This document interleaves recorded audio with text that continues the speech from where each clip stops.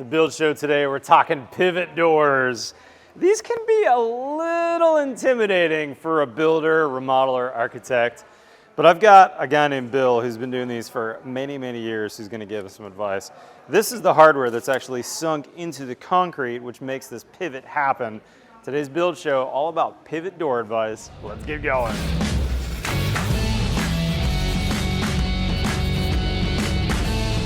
All right, guys, let me introduce you to Bill Vano. Bill's company is Precision Window and Door Installations, based here in LA, Thousand Oaks. Now, Bill, you actually installed this. Talk to me about this hardware, because this is a little intimidating for a builder. You know, this door is super smooth, but I'm assuming there's some hardware that had to get installed as the concrete was getting poured to make this all happen, right? Yeah, yes, true. Oftentimes it is installed in the concrete when it's poured, but here in the established building, what we did here was we cored for these fittings, and then we located exactly where it went, and then we epoxied it in. Ah, okay. So this is the exact piece that's right here then, This is the exact piece that we have in the floor here.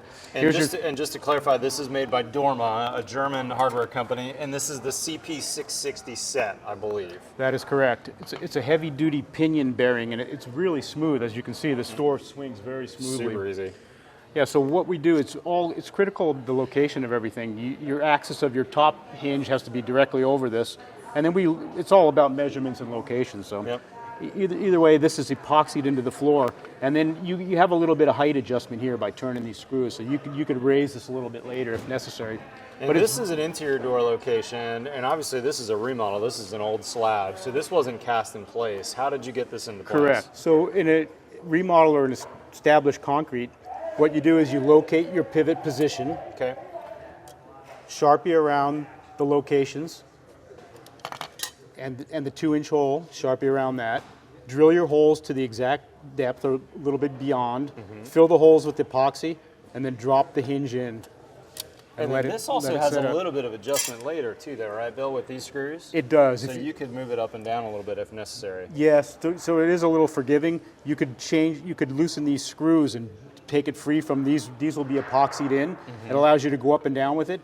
And the other saving grace is you can get different hub heights if you need the door to come up or down. So even though this is in position, you can still have the future to add to the hub to raise it up or down. So got it.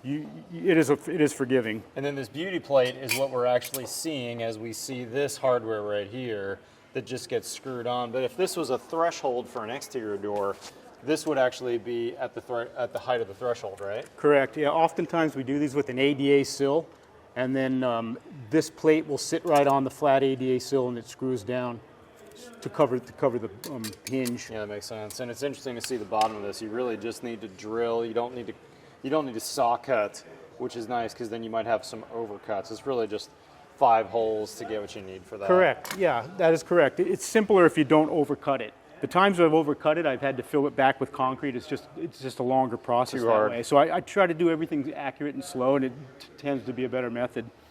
And then for the door itself, this is a pretty heavy door, and my guess is you're routing the bottom of this door with a dado to put this in, I guess, right? Correct. This is the hub receiver that is situated in the bottom of the door. So this is routed into the bottom of the door in this position here. So now you've got your door with the bottom receiver routed in. What you need to do is put a piece of tape on here and put a line on there so you know where this is in the door. When you're setting the heavy door, you know where to sit it on the hub. Okay, because that's actually going to fit onto this Correct. Right here, and so that's going to hold the door in place. That is correct. So as you set the door on, so you have an indication where it is in the door, then you turn the spindle, you set the door on, and then you get full rotation. That's pretty neat. So it is important to locate this in the door, otherwise you'd never be able to get it on there. You wouldn't be able to see it. Now talk to me, Bill, about this piece, which is on the top of the door, right? Correct. This is your drop-down top spindle. This is routed into the top of the jamb. You put the door up into place, and then you also have an indication where the receiver is. This is the receiver in the door. And this is also adjustable. Oh, that's neat. So you can actually move this with probably like an inch of play to get that exactly plumb in that doorway, right? That is correct. You know, we try to get it exactly, position this in the same distance from the center of the hole to the edge as we do on the bottom. Yep. But oftentimes with wood, there's irregularities, instability. So you may have to align, you may have to move the door a little bit just to get your reveal right.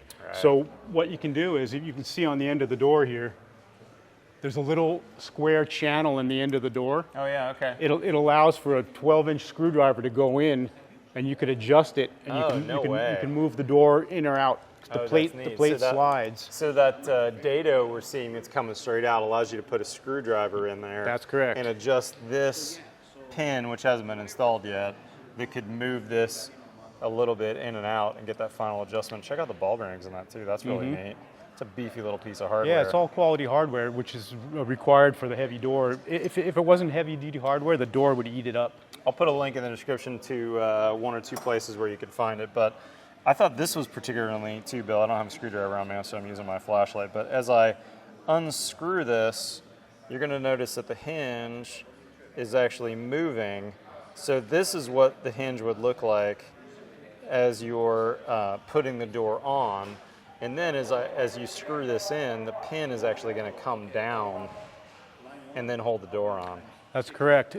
So the drop-down pivot is what's holding it at the top into the receiver bucket. One important thing about this is, with a heavy door is, you have to count the turns as you're dropping it down to make sure you get max depth on this. Right, you can't see it. That's right, you can't see it. So if you thought it was getting hard to turn and you thought, oh, I had it in all the way, maybe it was only in a 16th, and your door could actually fall out. So it's really important to make sure that you're turning this and wiggling the door at the same time to make sure this pin comes all the way down.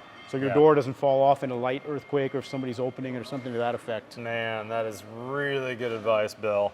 I mean, I would tell you that once you've done one, you probably feel pretty good about the future ones. But the first one has a little bit of anxiety, doesn't it? The first one, I opened up the box in a hardware and I said, this is never going to happen. And then after 2 days, I figured it out. Now I can do it in about 4 hours. I can put one in. That's fantastic. So yeah, it's just all what you know. Good stuff, Bill. Guys, if you're in LA, I'll try and put a link to Bill if you need him for a future job. But the hardware, these awesome doors, you can be custom ordered through your local Builders First source. But Bill, I really, really appreciate the advice, man. These pivot doors, they look awesome, but they're definitely intimidating. So don't be afraid. Get out there and do them, guys. A good finished carpenter with a day or two's time, we can figure it out. It just takes a little time, and it's sure nice to get some good advice from you ahead of time, Bill. Excellent. Thank you, sir. All right, guys, if you're not currently a subscriber, hit that subscribe button below. You know we've got new content here every Tuesday and every Friday. Follow us on TikTok or Instagram. Otherwise, we'll see you next time on The Build Show.